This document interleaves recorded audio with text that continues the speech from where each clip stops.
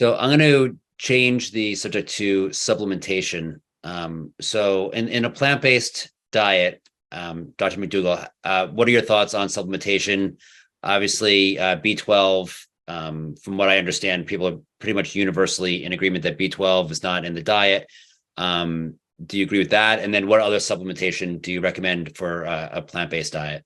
Well, since I wrote my first book, which is a long time, 40 years ago, I have recommended in the front of each book that people take a B12 supplement.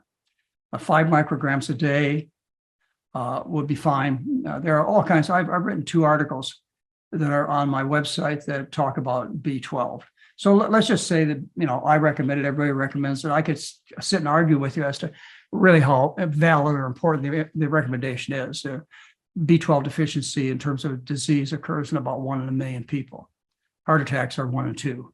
So, the relevance, again, when you're getting somebody to change their diet, the last bastion that meat eaters hold against a vegan or vegetarian diet is B12, because everything else is proven to be incorrect. There's no protein deficiency, amino acid deficiency, calcium deficiency, etc. So the last thing they hold out on, well, you're going to get B12 deficiency. Well, what's the risk? 1 in a million.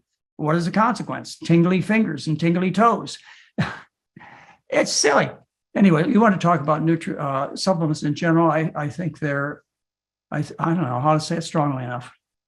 I think they're dangerous. I think it's a con job on the public. They are isolated, concentrated nutrients that create nutritional imbalances within the cells.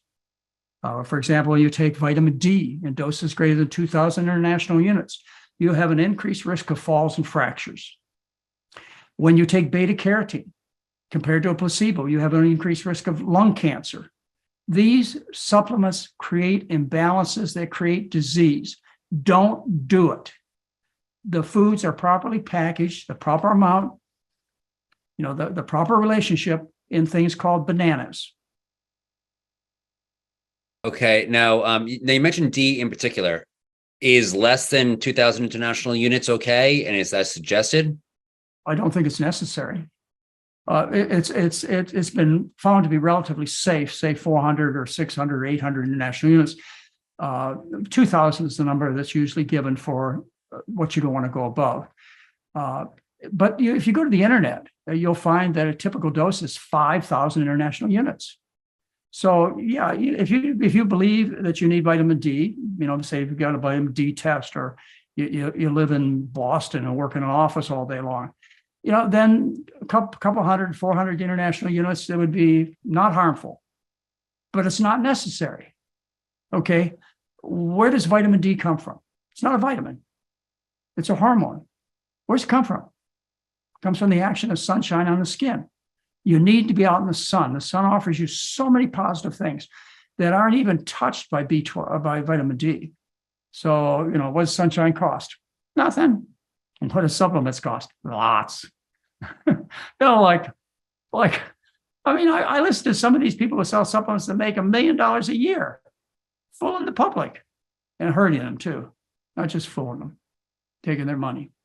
Was I clear? I want to make sure there wasn't any misunderstanding about what I had to say about supplements. I think you're pretty clear. And Dr. Nagra, what are your thoughts on? Yeah, I mean, for B12, definitely. I think that is a really important one. And you can have numbness, tingling. You can also have dementia-like symptoms. So I wouldn't want to mess around with vitamin B12. As far as vitamin D, it depends on a lot of factors. Some Dr. McDougall mentioned, like, do you work in an office? Do you live in, you mentioned Boston. I'm in Vancouver. I don't get a lot of sunshine. It's pretty, overcast today. And we're just starting to get into sunshine territory here in the last week. So, and I have darker skin tone. So I don't produce as much vitamin D from sun exposure. Therefore, supplementation is a good idea. In fact, I did test about 1.5 years ago, and I was low. And that's sort of expected for someone with my skin tone living in Canada. And so I do think it is important, depending on certain variables. If you're living in California or Florida, hey, you probably don't have to worry about it. And of course, if you're getting outside regularly.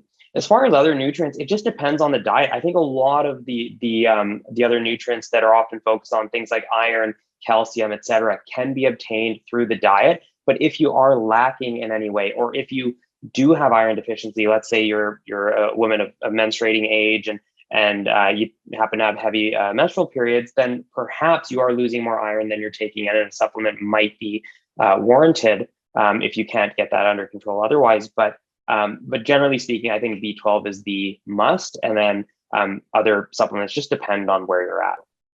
I'd like to object. You told what proper medicine involves when it comes to iron deficiency anemia. You just told the whole audience. You look for the source of blood loss.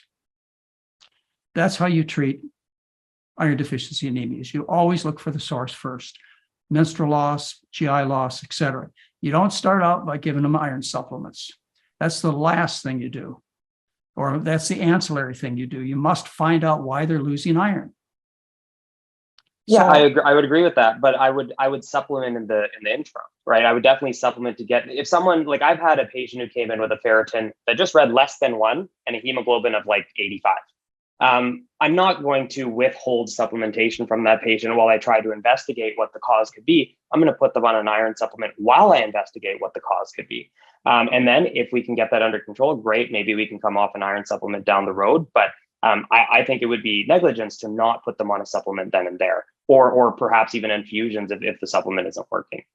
well, just to add to the iron discussion, is plants are loaded with iron. You know, when studies are done on vegans or vegetarians and their iron levels or risk of anemia, they don't turn out to be of any concern at all. Not only that, but ascorbic acid causes iron to be more efficiently absorbed. So the kind of diet we recommend, your ascorbic acid intake, vitamin C intake is high. So you enhance the absorption of iron. So I don't really find it an issue, but you know, I would do the same thing that you do, in the sense that if I found somebody with a GI bleed, I'd probably put them on iron supplements. That was the way I was trained. You know, I realize they're going to get constipated. I realize they're going to have black tarry stools, but it's not all that harmful. And you're covering all bases. But to recommend an iron supplement and neglect the food, I think it's wrong. You know, if you, well, I don't think anybody is doing that. Yeah, I don't think anybody's doing that. Well, if you start out by you know, I think they are all doing it. If a typical doctor, somebody comes in with iron deficiency, before they do stool tests or do a menstrual history, they got the prescription pad, you know, recommending ferrous sulfate. No, you start with finding the cause of blood loss. And I want to add one more thing. After you have dealt with the bleed from the uterus and from the GI tract, then the next thing you have to consider is the diet. Dairy, we're talking about milk and cheese, yogurt, et cetera, is the #1 cause of iron deficiency anemia in children and probably adults. What happens is the calcium complexes, the calcium and phosphorus in milk complex the iron and make insoluble complexes. In other words, it can't be brought into the body, it's stuck in the gut. And the other thing is the milk protein causes microscopic GI bleeding. It's a condition that was described, well, it still goes on today, so I don't need to be historical about you, but it was described in the 1920s. Iron deficiency anemia in children, infants. And you know, you cannot correct that anemia by giving blood transfusions, iron supplements. The only way you can correct it is taking the kids off the milk. I think they call so just so I'm clear, there's no evidence of fixing an iron deficiency in dairy consumers with supplementation or infusions? That's not what I said. Well, you said you can't fix the deficiency in people without getting them off dairy or with infusions or supplements. No, I didn't say that. Just because it causes, don't misinterpret me. I didn't say, you know, it's like everybody that drinks dairy is iron deficient. That's not true. The effect of dairy, and I'm sure you're going to look it up after we're done here. The effect of dairy is the calcium and phosphorus complex the iron and make it insoluble. And that dairy causes microscopic bleeding. Now, it may not be enough, neither one of those factors, to create a large population of people with iron deficiency anemia. But in those that have it, particularly children, particularly infants, those who have it, you must think that first.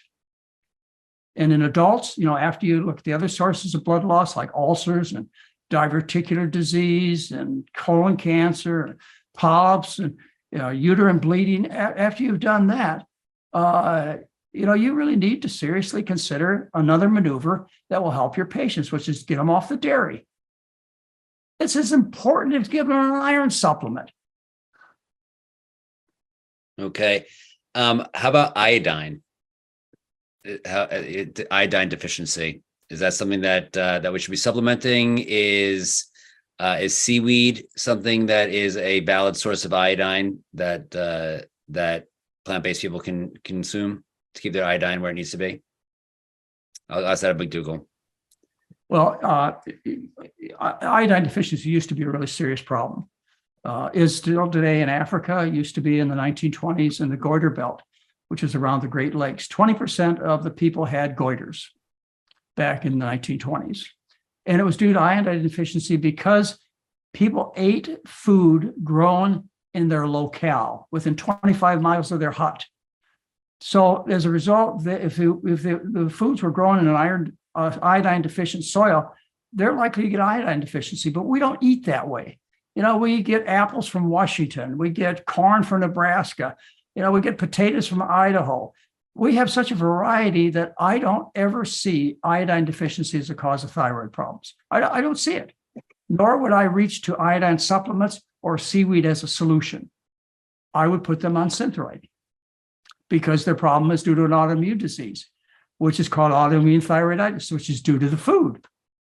It's a reaction to dairy and meat and cow and pig thyroid glands. Okay, thank you for that. And we've got 1 minute. So with 1 minute left, Dr. Nagar, what's your thought on that? Yeah, I mean, iodine, especially with the way that, a lot of people, especially in the plant-based community, are avoiding or limiting salt and switching to sea salts and things that aren't typically iodized. I do think it is a potential concern. And again, supplementation is one easy way. Using an iodized salt is another way if they were to start including it. But at the same time, we don't really have good health outcome data suggesting that vegans are at higher risk of hypothyroidism or complications from iodine deficiency. So in my view, it's more treated as a precautionary measure just to make sure that you're getting it in one way or another versus us being 100% confident that it is absolutely something that we should be concerned about. Okay, thank you. And I want to thank all of the panelists for all of the information that they shared with us this evening. Chef AJ, Dr. Nagra, and Dr. McDougall. We're going to open up the microphone real quickly so that the audience can say thank you to everybody, and it'll be some big cacophony of thanks. Thank you.